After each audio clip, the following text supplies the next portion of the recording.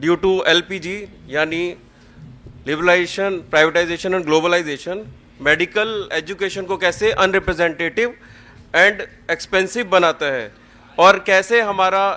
Health का standard, जो health system है हमारा, कैसे दिन ब दिन गिरता जा रहा है, इसके बारे में मैं चर्चा करूंगा। इसका दूसरा टॉपिक है क्यों इंडिया की 105वीं रैंक आई है हंगर इंडेक्स में, और इसके साथ जो पॉलिसी गवर्नमेंट ऑफ इंडिया बना रही है ये क्यों आर्टिकल नंबर 21 जो राइट टू हेल्थ है, आर्टिकल नंबर 41 जो राइट टू हेल्थ, डिग्निटी और वर्क है, और आर्टिकल 47 के बारे में बात करूंगा। पहला टॉपिक है due to LPG medical education has become unrepresentative. तो ये कैसे हुआ? पिछले 25 साल पहले 25 साल पहले के बाद जब 1990 में लिबरलाइजेशन की पॉलिसी आई और प्राइवेटाइजेशन, ग्लोबलाइजेशन भी उसके साथ आया,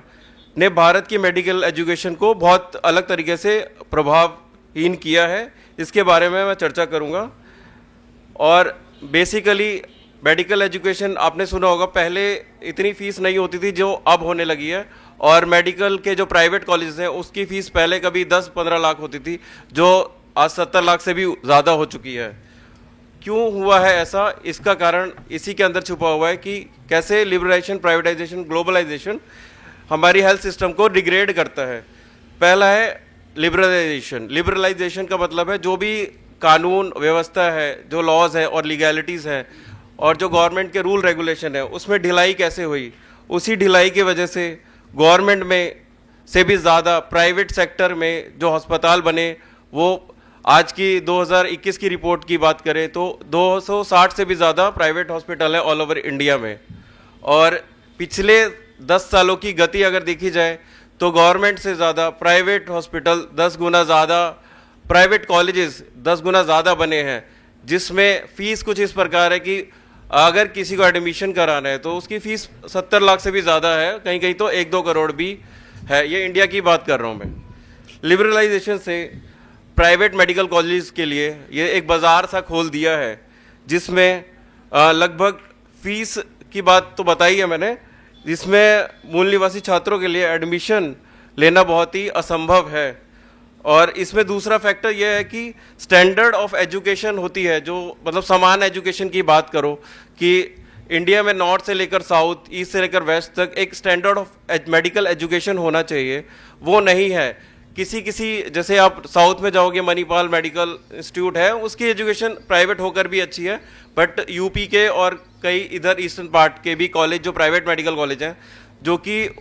बहुत ही दुगनी से चौगनी फीस लेते हैं, मगर उनकी मेडिकल एजुकेशन के स्टैंडर्ड उतने नहीं हैं। इसमें बात करें तो मेडिकल एजुकेशन की क्वालिटी में बहुत ही ज़्यादा गिरावट आई है, और भारत के लगभग एक मिनिमम क्वालिटी स्टैंडर्ड होता है, एक एजुकेशन सिस्टम का मिनिमम क्वालिटी स्टैंडर्ड होता है, जो कि एनएमसी की 2021 की रिपोर्ट से पता चला है कि लगभग कम से कम 50% के करीब इस रूल मतलब इस स्टैंडर्ड को क्वालिफाई नहीं करते, जो मिनिमम होना चाहिए उसको क्वालिफाई नहीं करते 50% के करीब। इस प्राइवेट एजुकेशन को मतलब मेडिकल एजुकेशन को प्राइवेट एजुकेशन बना दिया गया है, जो कि एक प्रॉफिटेबल बिजनेस की तरफ जा रहा है, जिसमें आपने देखा होगा कि जो भी प्राइवेट कॉलेज अभी जो खुल रहे लगातार पिछले 10 सालों में इसकी वृद्धि बहुत ज़्यादा हुई है, और इसमें ज़्यादातर कॉलेज बड़ी बड़ी मेट्रो सिटीज़ में खुले हैं, वो गाँव में नहीं खुले। मतलब इसका सीधा साधा मतलब है कि जो इनके प्राइवेट कॉलेज के ओनर्स या मालिक हैं, उनका सीधा साधा मतलब यह है कि इन मेडिकल एजुकेशन को गांव या विलेजेस में नहीं पहुंचाने का है, इनको बड़ी बड़ी मेट्रो सिटीज़ में ही खोलना है कि उनका मुनाफा बढ़े इससे। और सेकंड टॉपिक है प्राइवेटाइजेशन। प्राइवेटाइजेशन का मतलब है निजीकरण। निजीकरण के मतलब कि प्राइवेटाइजेशन की जो स्वास्थ्य सेवाएं हैं या public service, public health service बोलते हो या मेडिकल एजुकेशन बोलते हो, इसकी जो स्वास्थ्य सेवाएं दी जाती है वो उसका मैनेजमेंट या ओनरशिप कहीं कहीं गवर्नमेंट की जगह प्राइवेट इंस्टीट्यूशन की तरफ चला गया है, और इसमें मतलब इतने घातक परिणाम हुए हैं, जिसका मैंने पहले चर्चा की कि ट्यूशन फी बहुत हाई हो गई है, जो कि कुछ लाख होती थी प्राइवेट कॉलेज की, 2-2 लाख भी होती थी पर ईयर की, अब वो एनुअल फीस 20 लाख पहुंच चुकी है। मतलब एक एमबीबीएस के पूरे कोर्स कराने के लिए आपको 50 से 1 करोड़ तक, 50 लाख से 1 करोड़ तक खर्चा करना पड़ेगा। बट उनकी एजुकेशन का स्टैंडर्ड हम ये नहीं कह सकते कि वो भी अप टू द मार्क है, वो भी एजुकेशन के स्टैंडर्ड नीचे ऊपर होते रहते हैं। दूसरा इसमें टॉपिक है प्राइवेटाइजेशन में क्या घाटा हुआ है। इससे प्राइवेट इंस्टीट्यूशन अक्सर के प्राइवेट इंस्टीट्यूशन के ऊपर जो गवर्नमेंट की जो निगरानी थी, जो रूल्स रेगुलेशन थी, वो कम हो गई है, जिससे टीचिंग क्वालिटी और एडमिशन का प्रोसेस में ट्रांसपेरेंसी की कमी देखी गई है। और तीसरा जिसको एथिक्स कहते हैं, एथिक्स के स्टैंडर्ड भी इन मेडिकल कॉलेज में गिरे हैं, क्योंकि ये प्राइवेटाइजेशन अब गवर्नमेंट के कंट्रोल में नहीं है। इसको अनकंट्रोल प्राइवेटाइजेशन भी कह सकते हो। उदाहरण के तौर पे जब अगर एम्स जैसे बड़े मेडिकल प्रीमियम इंस्टीट्यूट है, उसका आपको फीस का बताऊं, उसका मुश्किल से साल की 10,000 फीस है, बट वो प्रीमियम इंस्टीट्यूट है क्योंकि उसके मेडिकल एजुकेशन भी स्टैंडर्ड है, क्योंकि गवर्नमेंट के अंडर आता है वो। ऐसे ही ग्लोबलाइजेशन जैसे आप जानते हो कि हजारों सालों पहले भारत को विश्वगुरु क्यों कहा जाता था। जैसे तक्षशिला यूनिवर्सिटी है और बड़ी बड़ी इंडिया की यूनिवर्सिटी है, तो उस समय चाइना, बाहर के देशों और पूरी एशिया से लोग इंडिया में आते थे कि अच्छी एजुकेशन मिल सके। बट आजकल ग्लोबलाइजेशन का मतलब ये है कि इंडिया के बच्चे, इंडिया के स्टूडेंट जो थोड़े टैलेंटेड या थोड़े पैसे से सही होते हैं, वो अब्रॉड पढ़ने की कोशिश करते हैं। मतलब जैसे मेडिकल में जहाँ जो भी थोड़ा बेटर एजुकेटेड बच्चा होता है, वो यूएसएमएलई, अमेरिका, इंग्लैंड जाने की कोशिश करता है, वो यहाँ रहने की कोशिश नहीं करता, क्योंकि यहाँ के मानक उसके लिए पर्याप्त नहीं होते हैं। तो कभी मतलब विश्व गुरु कहा जाने वाला भारत के बच्चे आज के समय में विदेश जा रहे हैं पढ़ने के लिए। वर्ल्ड बैंक की एक रिपोर्ट है, अभी रिसेंट है 2019 की, उसमें देखा गया कि जो मेडिकल एजुकेशन के लिए बच्चे पर ईयर 15 से 20 हज़ार बच्चे यहाँ से पलायन कर रहे हैं, या पोस्ट ग्रेजुएशन की एजुकेशन लेने के लिए वो इंडिया से अब्रॉड जा रहे हैं। मतलब ऐसा पहले नहीं देखा गया था, और अब ऐसा है कि मतलब इतने ज़्यादा संख्या में लोग प्राइवेट मतलब ग्लोबलाइजेशन की वजह से वो बाहर अब्रॉड में पढ़ने की जाते हैं। और हमें ये पता है कि ये मोटी फ़ी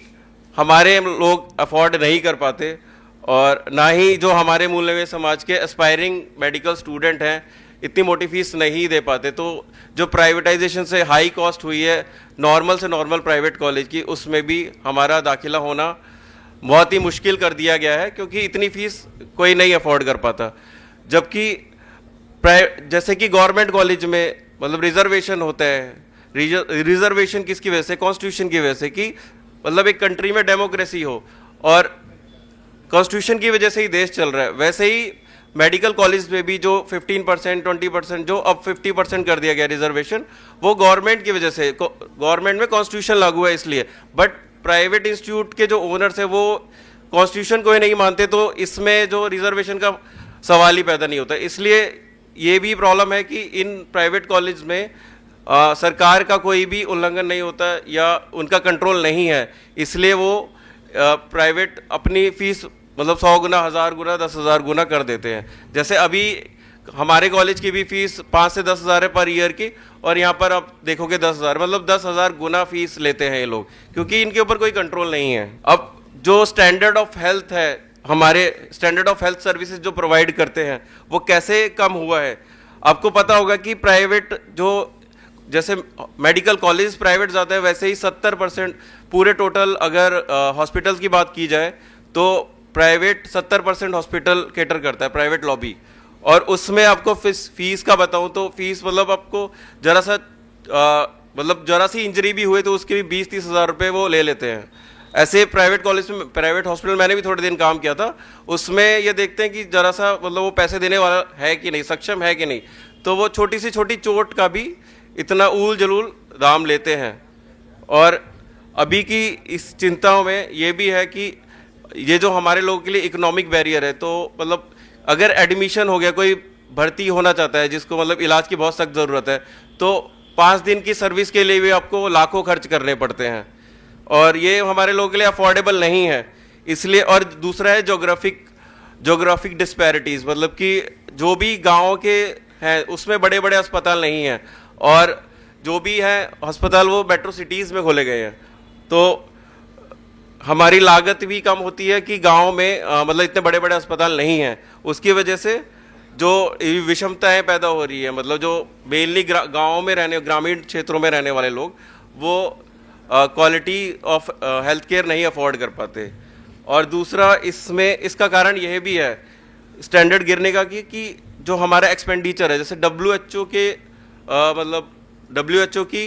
रिकमेंडेशन 5 से 6% है हेल्थ के ऊपर, जो हमारे GDP, सरकार की GDP का 5 से 6% होना चाहिए, बट हमारे इंडिया में 2 से 3% है, और वो कई सालों से 2 से 3 ही % है। बाकी सेक्टर में GDP की परसेंटेज बढ़ी है, इन्वेस्टमेंट की बढ़ी है, जैसे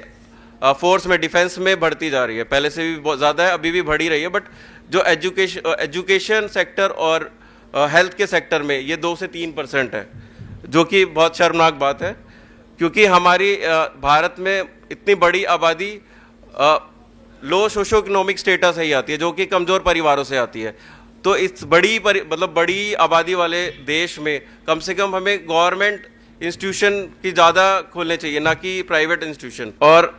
शॉर्टेज ऑफ हेल्थ वर्कफोर्स, ये आपको बताया गया है कि डॉक्टर्स की संख्या भी दूसरे कंट्री के हिसाब से, इवन श्रीलंका और दूसरे कंट्री जो छोटी कंट्रीज हैं उसके हिसाब से भी हमारे देश में डॉक्टर्स की कमी बहुत है। 1000 लोगों पे एक डॉक्टर होना चाहिए अकॉर्डिंग टू WHO, बट अभी जो है संख्या अभी उतनी नहीं बढ़ी है। इतने सारे प्राइवेट मेडिकल कॉलेज खुलने के बाद भी साथियों ये मतलब अप टू द मार्क नहीं आ पाए कि जो हम दूसरे देशों के बराबर स्टैंडर्ड क्रिएट करें। और आजकल आपने देखा होगा, जब भी आप हॉस्पिटल जाते हो या छोटे प्राइमरी हेल्थ सेंटर जाते हो, तो उसमें क्यूरेटिव सर्विस की बात ज़्यादा होती है कि मलेरिया हो गया, इसका फीवर का इलाज कर दो, मतलब सिम्टम का इलाज ज़्यादा किया जाता है। आपको सबको ही पता होगा prevention is better than cure, but हमारी शिक्षा या हॉस्पिटल जो है वो इस पर ध्यान नहीं देते, वो क्यूरेटिव सर्विस पे ज़्यादा ध्यान देते हैं, प्रिवेंशन पे उनका ध्यान कम हो गया है। और इसी के साथ अगर हम प्रिवेंशन पर बात नहीं करते तो लोगों का मतलब माल न्यूट्रिशन और गरीबी, ये एक साइकिल ऑफ पॉवर्टी है, इसके बारे में बात करूंगा मैं। जैसे कि गरीब आदमी होता है, उसका इम्यूनिटी, वो हेल्थ उसकी ख़राब होती है, उसकी इम्यूनिटी भी उसी के साथ ख़राब होती है, और जब वो खर्चा करने जाता है किसी भी हॉस्पिटल में, अगर वो ठीक नहीं होता सरकारी हॉस्पिटल में, क्योंकि वहाँ पर इंफ्रास्ट्रक्चर इतना स्ट्रांग नहीं है, ना कि वहाँ पर हेल्थ फोर्स इतनी स्ट्रांग है, फैसिलिटी इतनी नहीं है, तो वही इंसान अगर मिडल या लो सोशियो इकोनॉमिक स्टेटस से आता है तो प्राइवेट हॉस्पिटल में जाता है, जिसका खर्चा ही आप इतना होता है। और इसी खर्चे को कहते हैं आउट ऑफ पॉकेट एक्सपेंडिचर, जो जेब से खर्चा करते हैं। जैसे इंडिया में खर्चा करते हो किसी इलाज के लिए तो उससे 60 से 70% हम खुद पे करते हैं प्राइवेट हॉस्पिटल्स में, और 20-30% वो हॉस्पिटल या सरकार पे करती है। ऐसा नहीं है, मतलब सरकार होना ये चाहिए कि 90% सरकार पे करे और 10% वो करे, तो आउट ऑफ पॉकेट मतलब जेब से खर्च होने वाला पैसा वो 60 से 70% है, वो जो कि सबसे बड़ा कारण है BPL मतलब बिलो पॉवर्टी लाइन जो लोगों के लिए है, सबसे खतरनाक कारण है।